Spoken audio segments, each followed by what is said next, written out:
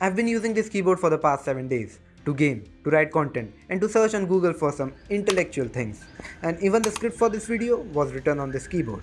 My initial impressions about this keyboard was to return it. But thanks to Amazon's replacement only policy, here I am making a review video about the same. So friends, this hashtag always access granted, and without wasting any more further time, let's dive right in. This keyboard mainly focuses on two demographic of people. 1. If you are in need of a cheap mechanical keyboard, and 2. If you did not previously own a mechanical board with good switches like Cahill or Cherry MX. And just a thing to note throughout the whole video, that the price 2500 Indian rupees overweights all the cons which I will be mentioning in the later part of the video. And spoiler alert, it's a worth it device. As I transitioned from Cahill blue switches to the current one, which is generic clicky blue switches, I have to say my transition was not a pleasant one. You can literally feel the difference in terms of sound and the clickiness amongst the both. And the difference is not a good one too. So if you can spend 1,000 more, you can get the MK881 by Redgear, which I've been using for the past 3 years, and it has Cahill blue switches, it has an amazing build quality, and everything, it is amazing. But back to the Shadow Blade. What makes this keyboard a bang for its buck? And better than its obvious competitor, which is the Cosmic Byte GK18 or 16, whichever you prefer. The build quality of this keyboard is amazing, although it is on a heavier side.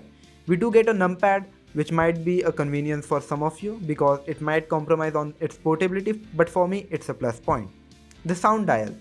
It is kind of a rare feature to have in a keyboard, but it is super helpful to increase or decrease the volume on single rotation. And it is clickable too, to play or pause the current media. Well, that's just sweet. The keycaps are made from good quality plastic. We also get a detachable wrist rest, although it's made from plastic, but still serves its purpose. Now let me be a critic for a moment and point out some of the flaws which I found during my testing phase of this keyboard.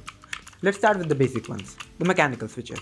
Redgear is not at all focusing on switches, although this is a mechanical keyboard and using some generic clicky blue switches, which not at all is recommended.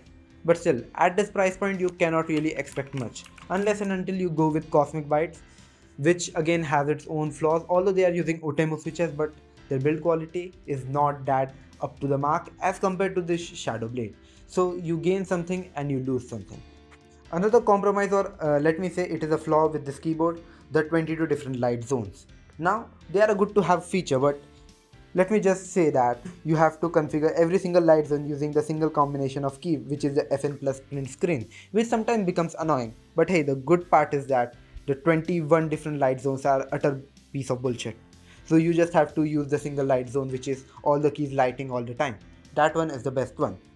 From a personal experience, this all fancy lighting and stuff, they are just used for 2 days or 3 days at max. At the 4th day, you are just going to stick with a fixed lighting that is going to highlight the keys, because that is the most stable lighting when you are typing, coding, or literally doing anything to not distract you.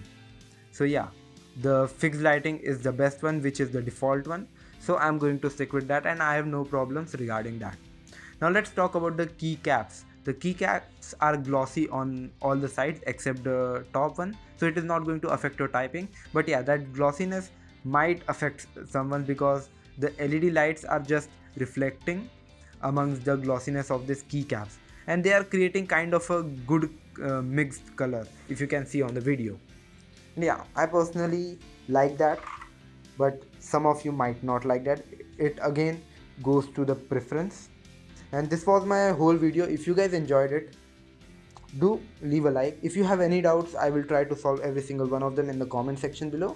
Do let me know, and peace out for them.